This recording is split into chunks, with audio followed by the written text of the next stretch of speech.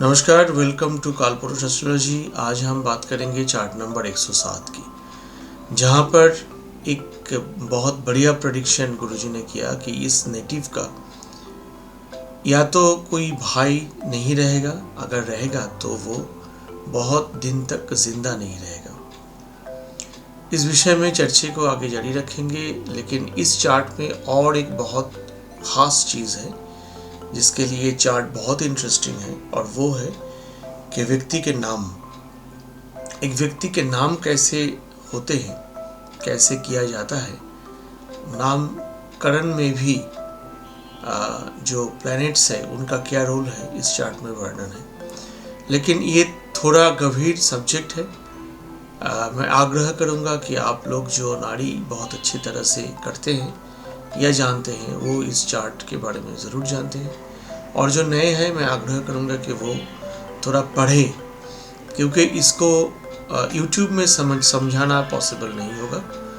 लेकिन नोमेनक्लेचर एक बहुत ही गहरा सब्जेक्ट है और बहुत प्रैक्टिस चाहिए इस पर। ये चुटकी का खेल नहीं कि हम बता दें और आप कोई भी समझ जाए जो एकदम नए हैं। अगर आप जानते हैं नाड़ी तो आप समझ पा रहे हैं, और जो नए हैं उनके लिए मैं रिक्वेस्ट करूंगा, ये बहुत गहरा साइंस है, बहुत टाइम लगता है इसको पकड़ने में, खास करके काश्यपहोरा की जो चैप्टर्स है। तो मैं रिक्वेस्ट करूंगा कि आप लोग बहुत ध्यान से पढ़ें और बहुत आनंद आपको मिलेगा, इसमें कोई संदेह नहीं। लेकिन आज की जो चर्चा है वो भी बहुत इंटरेस्टिंग है कि क्यों नेटिव के कोई भाई नहीं है, और अगर है भी तो क्यों वो बहुत दिन तक जिंदा नहीं रहेंगे। आइए भगवान का नाम लेके इस चर्चा को शुरू करते हैं।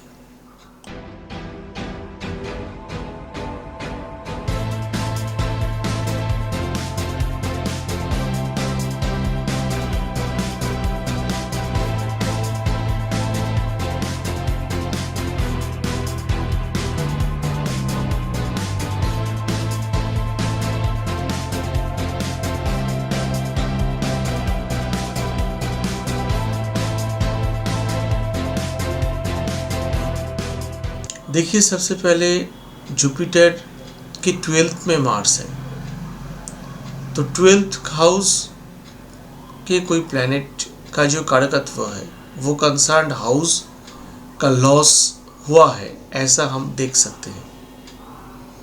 बहुत से ऐसे हम लोग प्रेडिक्शन करते हैं, जैसे अगर सन के पीछे वीनस हो तो हम ये कहते हैं कि नेटिव के जन्म के समय पिताजी जो थे वो उनका धन लॉस हुआ था।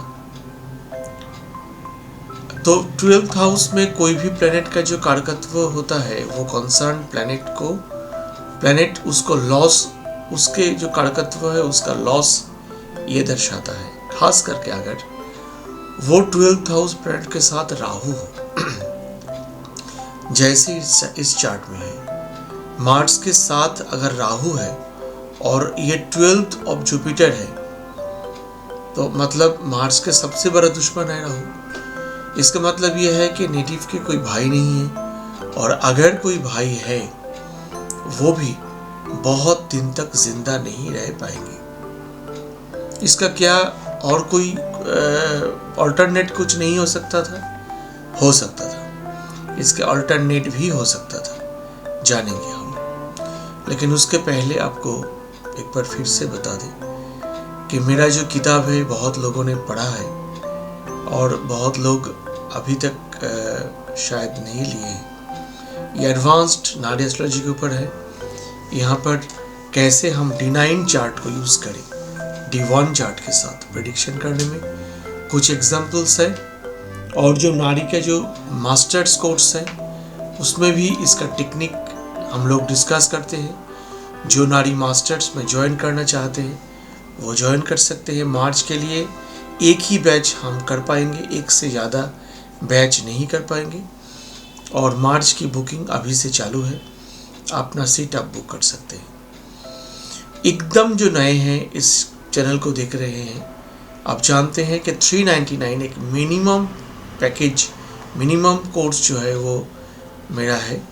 उस कोर्स को लेके भी अगर आप पढ़े तो भी आप नाड़ी का एटलीस्ट 50 से 100 प्रेडिक्शन एक चार्ट में आप कर पाएंगे।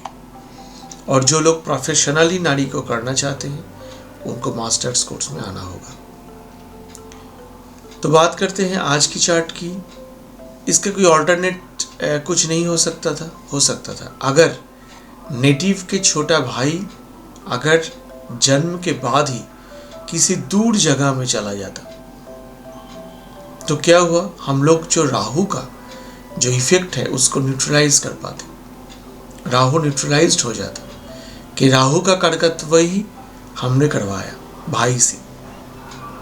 तो अगर ऐसा कोई चार्ट हमारे पास आता है, मार्स राहु का डायरेक्ट कंजंक्शन है, हम तो पहले ये बताते हैं कि आपको आपके छोटे भाई को बोलिए कि दूर जाके रहे। राहु रिसर्च भी है और राहु गहरा कोई कारोबार बिजनेस गहरा कोई काम दिखाता है, सिक्रेटिव एक्टिविटी दिखाता है राहु। सिक्रेटिव एक्टिविटी अगर आपके भाई हो और वो बहुत कम उम्र से ही किसी सिक्रेटिव एक्टिविटी के साथ जुड़ा हो, ये भी राहु का कार्य है। सबसे अच्छा तो ये है कि वो दूर कहीं रहे, घर से दूर रहे। और लाल किताब में भी एक रेमेडी ऐसा होता है, आप जानते हैं लाल किताब में भी ऐसा रेमेडी होता है। मैं आग्रह करूंगा कि आप लाल किताब को भी पढ़ें इस क्षेत्र में, और आपको भी वो बहुत पढ़ के आनंद होगा।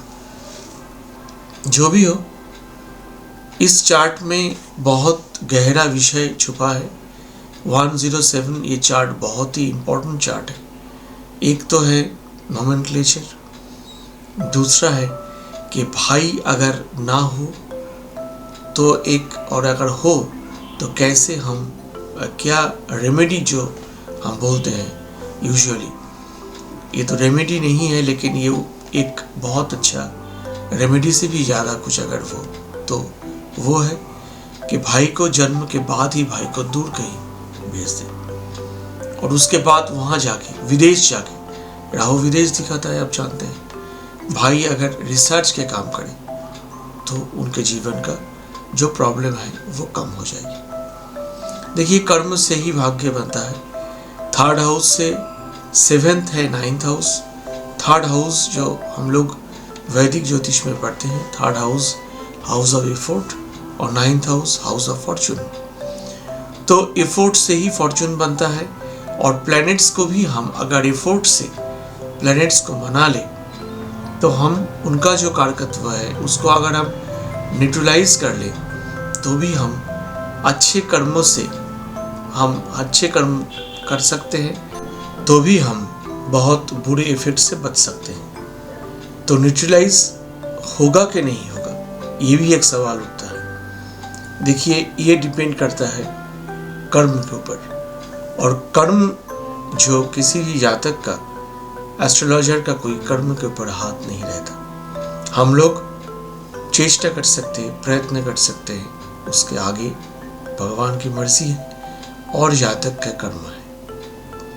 तो उम्मीद है कि आपको आज का ये सेशन अच्छा लगा। इसमें बहुत गहरा कुछ राज छुपा है। मैं आशा करूंगा कि आप लोग इस राज को एक बार ज़रूर पढ़ेंगे और प्रैक्टिस करेंगे, और यहाँ से आनंद आपको बहुत प्राप्ति होगी। तो आज के लिए इतना ही। बहुत जल्द आपके सामने फिर हाजिर होते हैं। आज के लिए यहाँ पर आज्ञा दीजिए। ओम नमः शिवाय। जय राम कृष्ण।